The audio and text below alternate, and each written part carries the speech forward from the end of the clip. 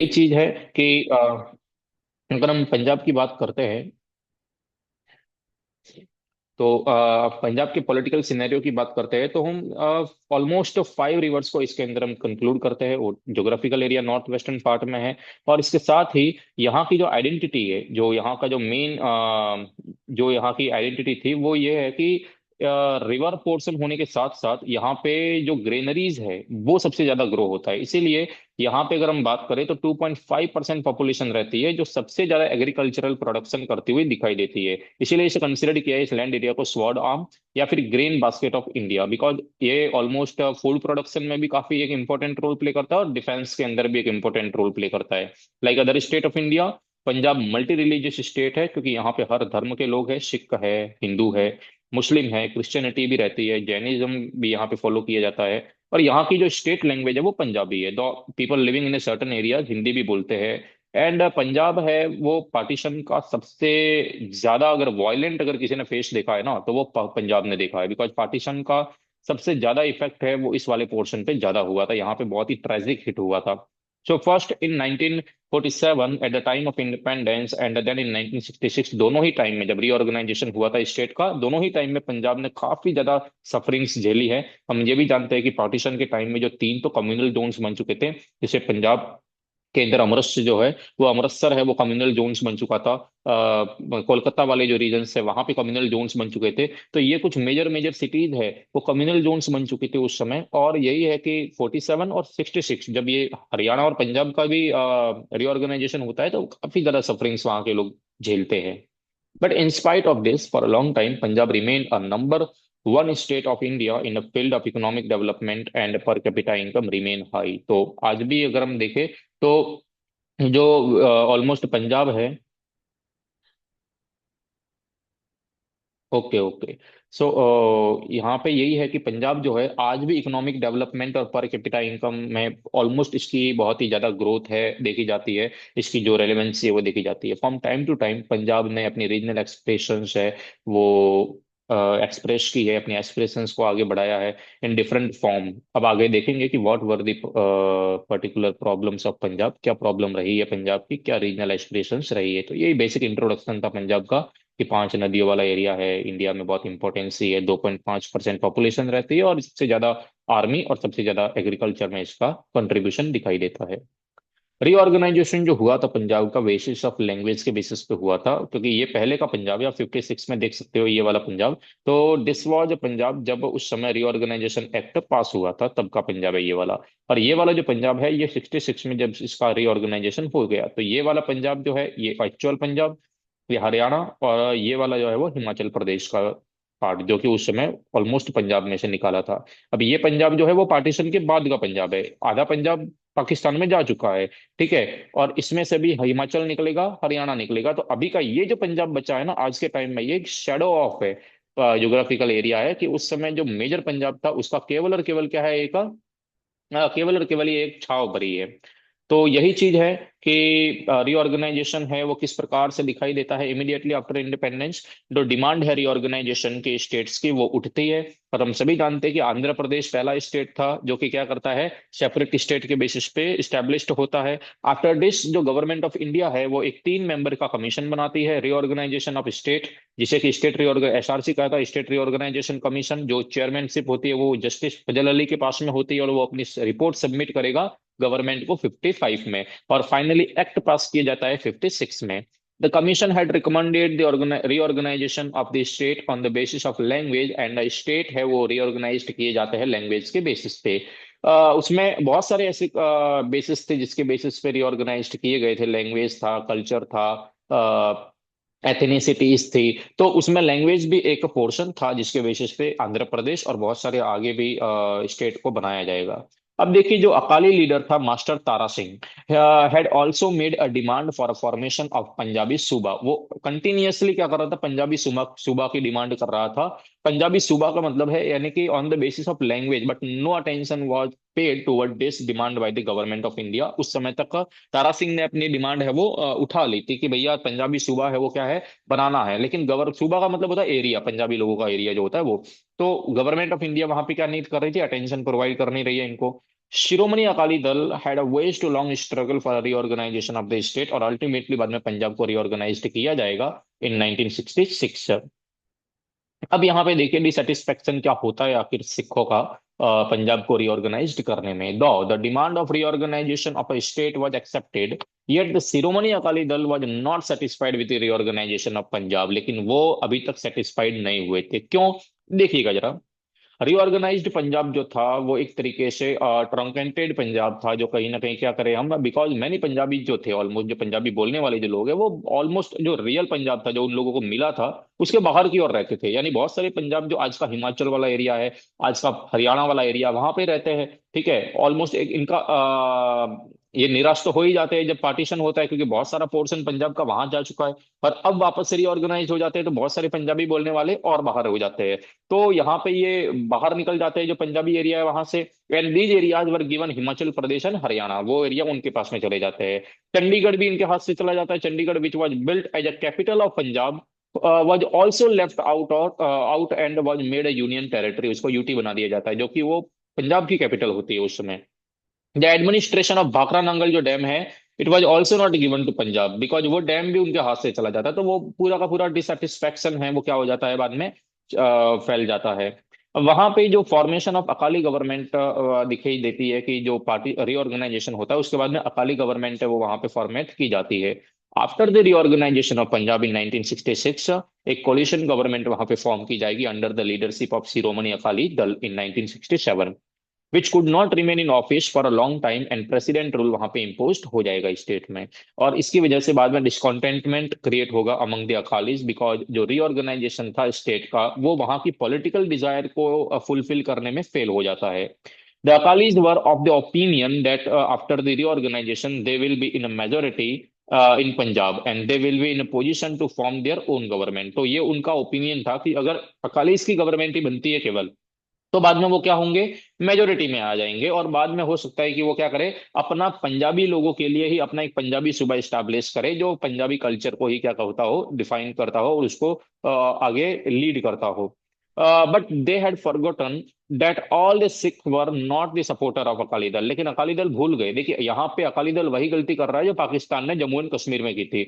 उनको ये लगता था कि सारे मुस्लिम पाकिस्तान के सपोर्टर होंगे, यहाँ पे अकाली दल को भी ये लग रहा है कि सारे सिख अकाली दल के सपोर्टर होंगे, क्योंकि हम पंजाबियों की बात कर रहे हैं, हम सिखों की बात कर रहे हैं। तो ऐसा नहीं था, क्योंकि हर एक व्यक्ति की अपनी अपनी पॉलिटिकल डिजायर्स होती है, अपनी अपनी पॉलिटिकल एस्पिरेशंस होती है। तो अकाली दल जो है एक लार्ज सेक्शन ऑफ सिख है वो अभी भी कांग्रेस को सपोर्ट करता हुआ दिखाई दे रहा था, तो वहां पे अकाली दल पिछड़ जाता है। Secondly the Akali Dal fail to muster the support of Hindus in Punjab. और दूसरी बात जो एक दो देखो, सिख तो टूट ही रहे लेकिन हिंदुओं का सपोर्ट भी नहीं मिल रहा है उनको, तो वहां पे भी कहीं ना कहीं क्या हो रहा है, अकाली दल काफी पिछड़ रहे हैं। तो दूसरा ये दो तरीके जो है अकाली दल को बाद में डिसअपॉइंटमेंट के शिकार बन जाते हैं बाद में ये लोग, क्योंकि इनके अकॉर्डिंग बाद में गवर्नमेंट बन नहीं पाती। तो as a result of this disappointment among the Akalis were natural, बहुत ही नेचुरल चीज देखी जा सकती है कि भैया ये गवर्नमेंट है वो मेजोरिटी के साथ में नहीं ला सकते, जैसे तमिलनाडु में डीएमके ला रही थी। तो यहाँ पे क्या करेंगे ये लोग, यहाँ पे ये बाद में एक रिजोल्यूशन पास करते हैं अकाली अपने डिमांड को लेके, ताकि वो मोर ऑटोनॉमी की डिमांड करते हैं। और वो रिजोल्यूशन का बहुत ही अच्छे से याद रखना, बहुत बार एग्जाम में ये आया हुआ है, आनंदपुर साहिब रिजोल्यूशन। जो अकाली का जो ग्रुप था उन अकालीज के ग्रुप ने एक रिजोल्यूशन पास किया, that is Anandpur Sahib resolution. अब क्या खास बातें थे इस रिजोल्यूशन की, जरा देखते हैं कि what were the main features of the resolution.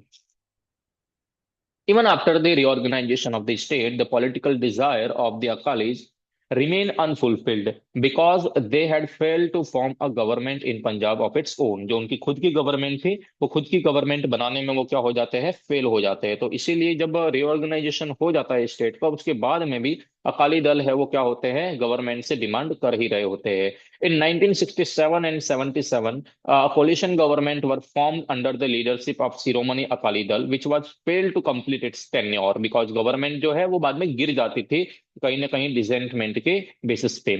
It was in context that during 1970 जो सेक्शन था अकाली दल का began to demand a political autonomy for the region, वो बाद में डिमांड करना शुरू कर जाता है। 1970s की पॉलिटिक्स का जो टाइम पीरियड चल रहा था, this was reflected in a resolution passed at their conference at an Anandpur Sahib in 1973। तो आखिर वो क्या बातें थी जो इन रिजोल्यूशन में इन लोगों ने आखिर ऐड की थी, क्या चीजें थी जो आनंदपुर साहिब रिजोल्यूशन में इन लोगों ने मिलाई थी जो ये लोग अप्लाई करना चाहते थे गवर्नमेंट में आने के बाद में।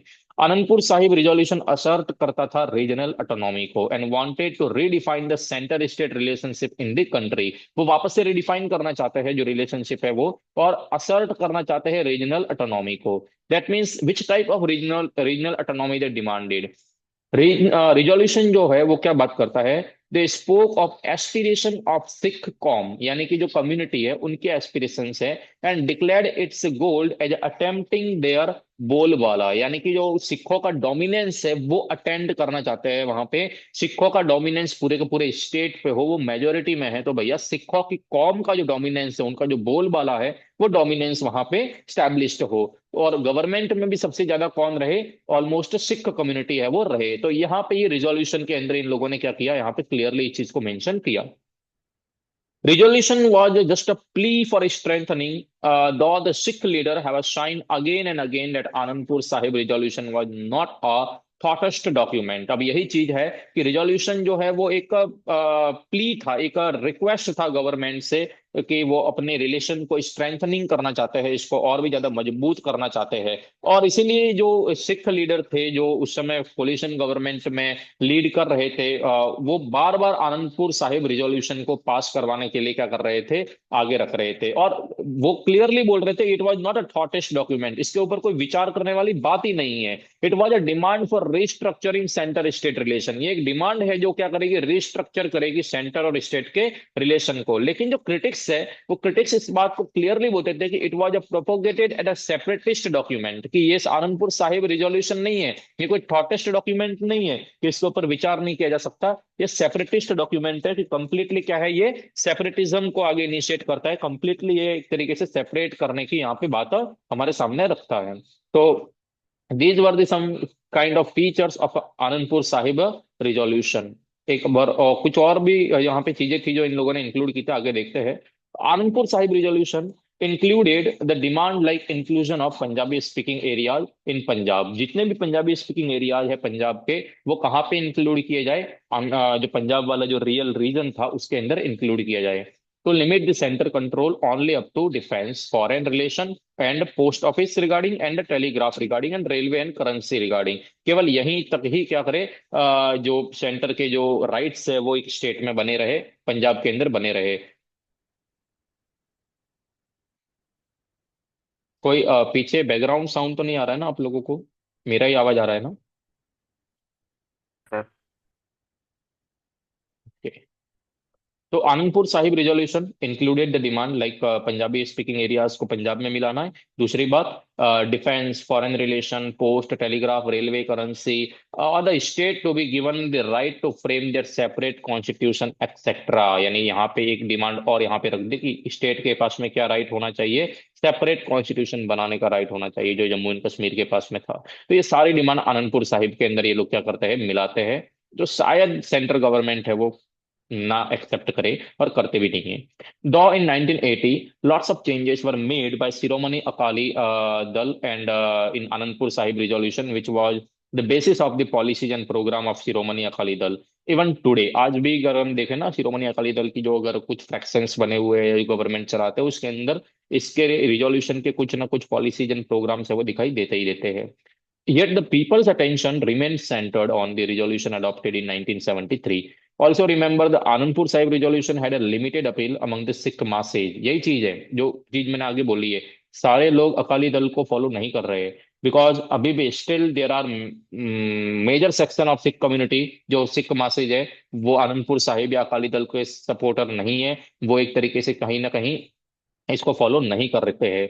After coming to power in 1977, the Janata Party जो है गवर्नमेंट जो है वो डिसमिस करेगी the government of Congress Party को, एंड बाद में क्या करेंगे, आगे स्टेट के जो जितने भी इलेक्शन है वो वापस से न्यूली ऑर्डर्ड करेगी। क्योंकि हम सभी देखते हैं कि जैसे ही इमरजेंसी कंप्लीट होती है, जनता पार्टी की गवर्नमेंट आती है, और वो बाद में जो जो स्टेट में जो चल रही होती है कांग्रेस और अकाली दल की जो गवर्नमेंट चल रही होती है उसको डिसमिस कर देती है। After the assembly election held in 77, coalition government under the leadership of शिरोमणि अकाली दल है वो फॉर्म की जाती है पंजाब के अंदर।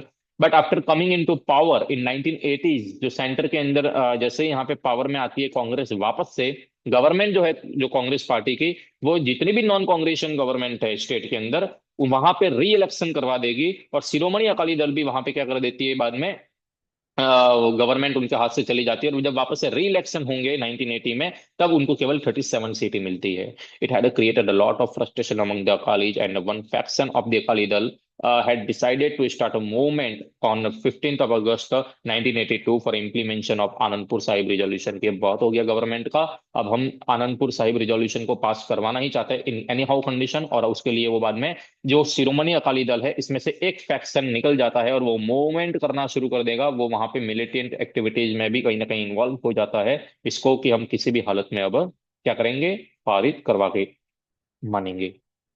So, at the time of popular faction of Akali Dal led by Sant Harchand Singh Longewala, which was also known as a moderate face of Shiromani, यानी कि एक फैक्शन निकलता है अकाली दल में से, जिसको लीड कर रहे होते हैं संत हरचंद सिंह लोंगेवाल। और वो क्या कर रहे होते हैं, वो मॉडरेट फेस रहते हैं, वो ज्यादा एक्सट्रीमिस्ट नहीं होते, मॉडरेट रहेंगे। वो शिरोमणि अकाली दल की मॉडरेट फेस है, और वो क्या कर रहे हैं, सेंट्रल गवर्नमेंट से बातचीत कर रहे हैं इस रिजोल्यूशन को पास करवाने के लिए।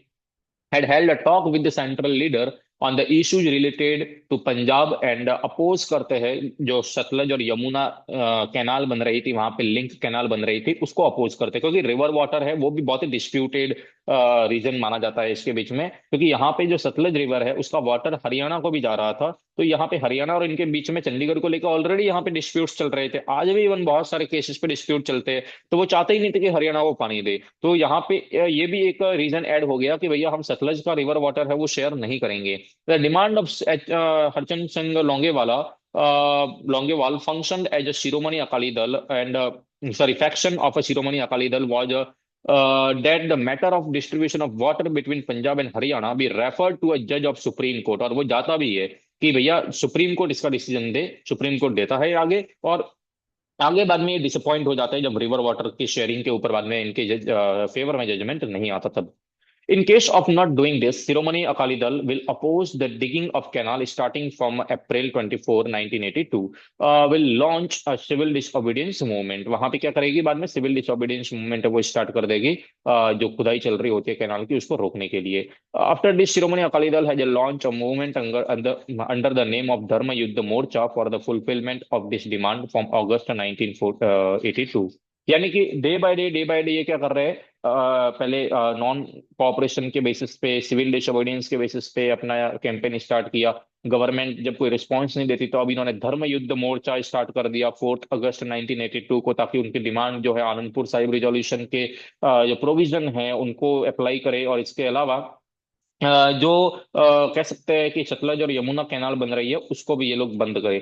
अब यहाँ पे जब बात नहीं बनती इन लोगों से, तो बाद में जो लीडरशिप है मूवमेंट की वो पास होती है एक्सट्रीमिस्ट एलिमेंट के हाथों में, and he they declared the establishment of Khalistan, एक सोवरन स्टेट, सिख स्टेट की बाद में क्या करते हैं, वो डिमांड रख देते हैं कि भैया बहुत हो गया, अब इनसे प्यार से बात नहीं करेंगे, अब इनको डंडे और हथियारों की बात करेंगे, और बाद में वो खालिस्तान की क्या करते हैं, डिमांड रखते हैं कि अब हमें अलग देश चाहिए, बहुत हो गया, तुम लोग हमारी बात मान रहे नहीं हो।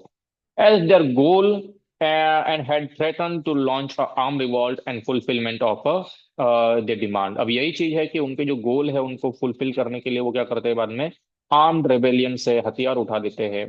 और इसी के बेसिस पे जो मिलिटेंसी है वो मिलिटेंसी बाद में क्या कर देगी, वहां पे पंजाब में के अंदर वो रिवोक करेगी।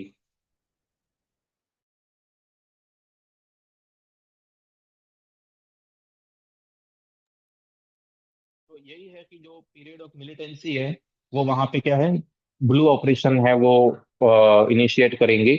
और बाद में हम देखते हैं कि ऑपरेशन जो ब्लू स्टार है वो वहां पे गवर्नमेंट है वो क्या करेगी, इनिशिएट करेगी। मिलिटेंसी का मेन गोल क्या था, मिलिटेंसी का मेन गोल यही था कि इन्फिल्ट्रेटर्स के बेसिस पे गवर्नमेंट को प्रेशराइज्ड करे, खालिस्तान की डिमांड रखे, और हो सकता है कि वो एक अलग से सूबा हमें दे दे, अलग से एक हमें गवर्नमेंट है वो दे दे। With the passage of time, the leadership of movement in Punjab had passed from the moderate hand into the hand of extremist, और रिजल्ट देखा जाता है कि जो इनोसेंट पीपल है वो मारे जाते हैं। अब जो कंट्रोल है सेंट्रल गवर्नमेंट का वो बाद में मिलिट्री एक्शन से ही दिखाई देता है। ये लोग क्या कर देते हैं, जितने भी जो एक्सट्रीमिस्ट है वो शरण ले लेते हैं जो होली श्राइन है, गुरुद्वारा जो है अमृतसर का वहां पे, और उसको अपना बेस कैंप बना देते हैं ताकि जो मिलिट्री है वो अंदर एंटर ना कर पाए। गवर्नमेंट जो सेंट्रल गवर्नमेंट है वो नहीं सोचती। इंदिरा गांधी बहुत बोल्ड लेडी होती है। उन्होंने ऑपरेशन ब्लू स्टार लॉन्च किया, because in any how condition we have to launch the movement, otherwise ये सेपरेटिस्ट मूवमेंट काफी ज्यादा भारी पड़ जाते इंडिया को, शायद पंजाब अलग निकल भी जाता। तो ऑपरेशन ब्लू स्टार लॉन्च किया जाता है 4 जून 1984, एंड विच हैज डैमेज संत अकाली श्री संत जो एक तरीके से अगर हम देखा, अकाल तख्त जो माना जाता है इनका। अकाल तख्त क्या होता है, जो वहां पे जो श्राइन है, जो होली श्राइन है इनकी दरबार साहिब के अंदर, वो अकाल तख्त है, और एक तरीके से उसको बहुत ही ज्यादा डैमेज करते हैं ये लोग। सबसे सेक्रेट प्लेस होता है सिखों का, और बहुत सारे सिख सेंटिमेंट वहां पे हर्ट होते हैं। It had deeply hurt the sentiment of the Sikh, which gave further impetus militancy in Punjab, और वहां पे बाद में इसका रिजेंटमेंट भी दिखाई देता है। अब यहाँ पे इसका रिजल्ट चुकाना पड़ता है इंदिरा गांधी को, कि जो इंदिरा गांधी है उनका असैसिनेशन होगा, और असैसिनेशन के बाद में एंटी सिख राइट्स जो है वो भी यहाँ पे दिखाई देते हैं।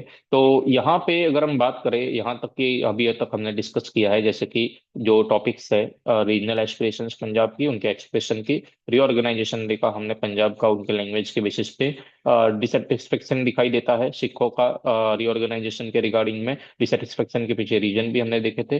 अकाली गवर्नमेंट फॉर्मेट होती है, लेकिन अकाली गवर्नमेंट अपना एक रिजोल्यूशन पास करेगी जो अप्लाई करने के लायक नहीं रहता है, और वो अप्लाई नहीं होता है तो बार बार ये गवर्नमेंट के ऊपर प्रेशर क्रिएट करते हैं।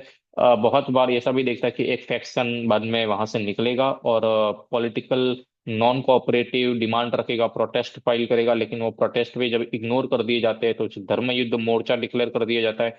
सब कुछ करने के बाद में कुछ नहीं होता, तो बाद में Khalistan pro activist movement launch किए जाते हैं, जो कहीं ना कहीं बाद में जाके हथियारों के दम पे गवर्नमेंट को प्रेशराइज करने की कोशिश होती है। गवर्नमेंट लॉन्च करती है ऑपरेशन ब्लू स्टार, जिसकी वजह से सिखों के सेंटीमेंट तो हर्ट होते ही होते हैं, बहुत सारे हद तक जो श्राइन है, होली श्राइन है, वो भी डैमेज हो जाती है।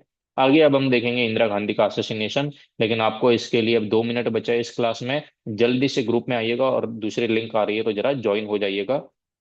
मैं आपको तुरंत ही लिंक भेज रहा हूँ, ठीक है? तो आगे का जो सेगमेंट है वो भी फिर कंप्लीट करते हैं।